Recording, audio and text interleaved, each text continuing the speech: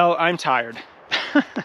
I just finished a 10-mile run up here at Kenosha Pass in Colorado, which is right at 10,000 feet. So the run started at 10,000 feet.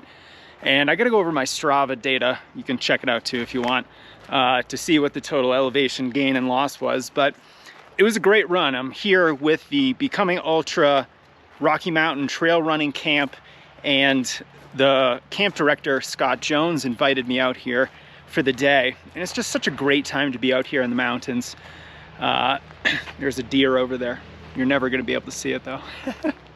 But here I am training for a half marathon, and I came up here and just ran 10 miles at 10:15 mile pace.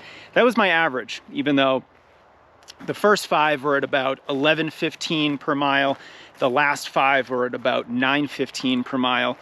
And, you know, at this altitude, you really have to keep that in mind and really have a different type of long run. And I always get questions about types of long runs. What pace should my long runs be at? How long should they be? And those are difficult questions. Those are really hard questions, but it really depends on where you are in the training season.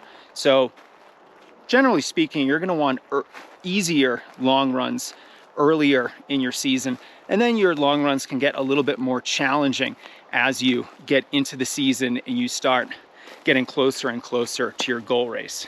But I thought it would be helpful to go over some of the more effective types of long runs that you can incorporate in your training program. From easy long runs to more challenging long runs to long runs that have a certain amount of quality running in them, so that no matter what you're training for, no matter what your fitness level is, you have a variety of types of long runs to choose from, almost like a menu, so that depending on how you feel, depending upon what you might need, you can have a long run that's right for you. If you can't tell, I am struggling a little bit. It's very hard to run up here, and I just had a great long run. So if I'm a little bit off in this video, you'll know why. But I think that lends great context to this discussion of long runs and different types of long runs. And so let's go over some of the wide variety of types of long runs that you can incorporate into your season. And let's start with the easiest type of long run there is, which is just a straight long run at your normal, easy running pace.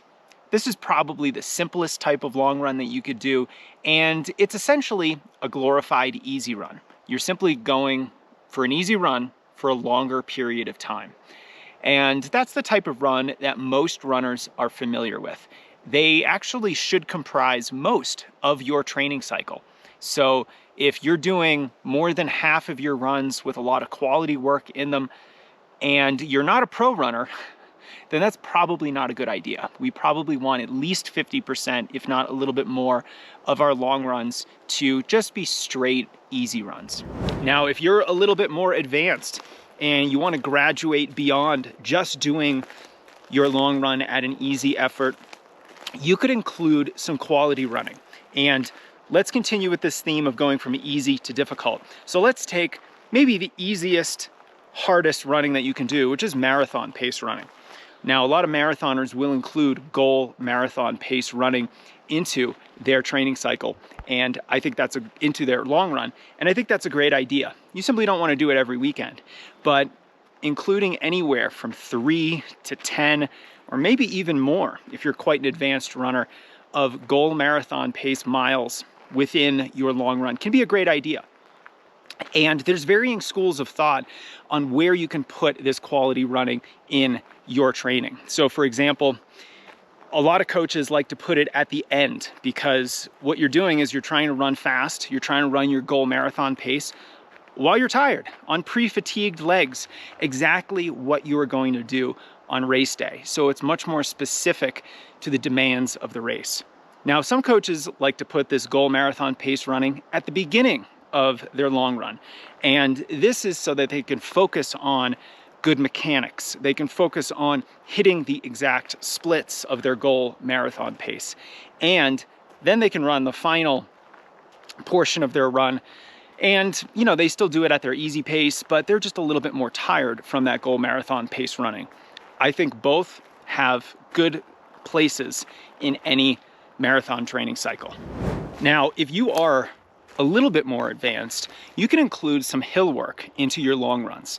Now, I don't really like to do hill repetitions within my long runs, but I do like to add a lot of elevation gain and loss.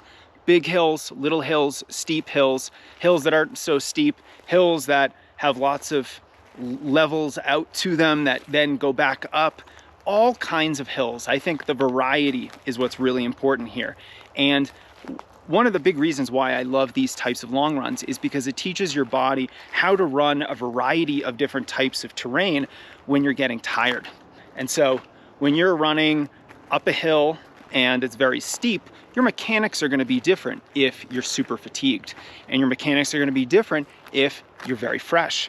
And so I think doing long runs on very hilly terrain, still running it at that normal easy pace that you would do, but really focusing on just finding as many types of hills as possible and essentially turning your long run into a roller coaster run can be an awesome way at building your running economy and your athleticism. You're just gonna feel a lot more smooth. You're gonna feel a lot more powerful, efficient, and economical when you're out there running.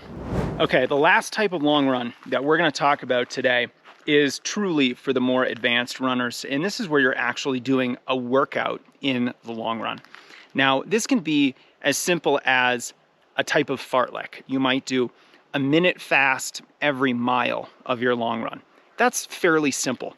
Now, when these long runs start to really look like workouts is when you actually have a more formal workout embedded somewhere in the long run. Now, my old college coach, one of his favorite workouts that he had me do, he recommended this workout to me. It's kind of crazy, but he was like, go do like an 18, 19 mile run, but run like 15 or 16 miles to the track. Then you run a mile at 5K pace, take 800 meters really easy, then run another mile at 5K pace. If you can do that, then you are strong and fit and powerful. And I gotta tell you, it is a grueling, grueling session because after running for nearly 2 hours, the last thing you wanna do is run a mile at 5K pace, take a quick recovery, and then do another mile at 5K pace. It is just really, really difficult and challenging. And these workouts are like the icing on the cake. These are not workouts that I would recommend for the vast majority of runners, but they give you a sense of the types of long runs that are necessary to really drive peak performance for those runners who can't leave any stones unturned. They really have to be pushing the envelope and trying to look for that final last 1 or 2% wherever they can.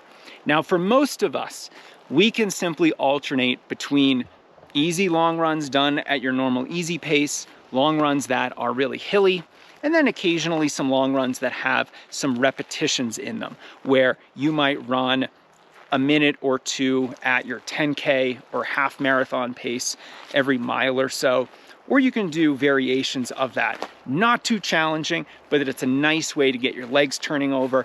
It's a nice way to practice running fast when you're a little bit more fatigued, and you will get a little bit of extra aerobic fitness from these types of workouts. Thanks for bearing with me as I've sucked wind at 10,000 feet trying to film this video for you after a 10-mile run. But I need to go eat some food and refuel, rehydrate. I've got my water right here, very important at this altitude. But I have admittedly left a lot of different types of long runs out from this video. The point wasn't to necessarily capture every single type of long run, but really to give you more ideas so that you can structure more comprehensive, more challenging training for yourself. But I would love to hear from you. What other kinds of long runs have you done that are staples in your program? I'd love to hear it. Leave a comment under this video.